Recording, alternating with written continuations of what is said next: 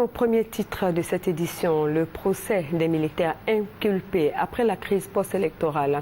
Ce procès a donc repris ce matin au tribunal militaire d'Abidjan avec l'audition du général de Boblé.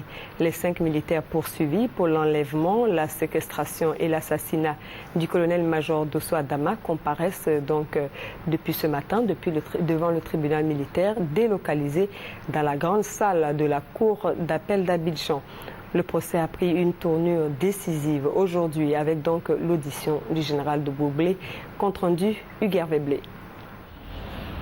L'audience la plus longue depuis l'ouverture du procès pour l'assassinat du colonel-major Adama Dosso a été consacrée ce lundi au général de Boblé, ancien commandant de la garde républicaine et le plus haut gradé de tous les prévenus. L'ancien patron de la garde républicaine réfute toute implication dans la mort de l'officier supérieur à la retraite.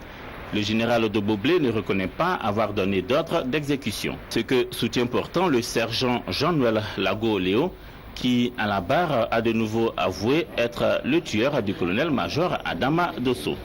L'ordre de le faire, soutient-il, a été donné au nom du général de Boblé par son directeur de cabinet. Le président du tribunal, dans sa volonté de faire éclater la vérité, appellera à la barre 4 des 5 prévenus. Le général de Boblé et le commandant Kipré Yagba soutiendront ne pas être impliqués dans l'assassinat du colonel-major Dosso. Faux, diront les sergents Lagoléo et Tau Désiré.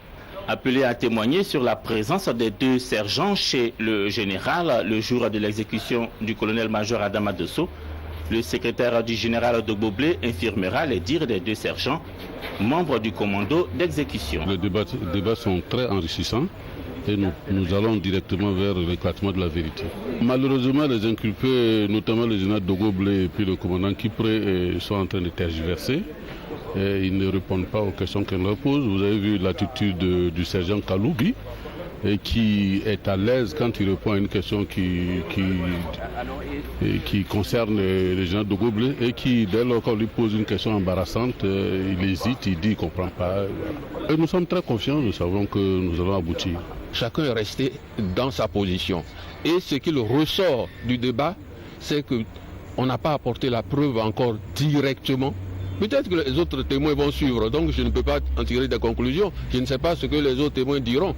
Mais le témoin principal qui est venu dit qu'il n'a pas vu ces personnes qui disent avoir rendu compte au général. Et puis, le commandant Kipré n'a jamais dit qu'il a reçu des instructions du général. À partir de là, moi, j'attends les autres témoins avant de me prononcer.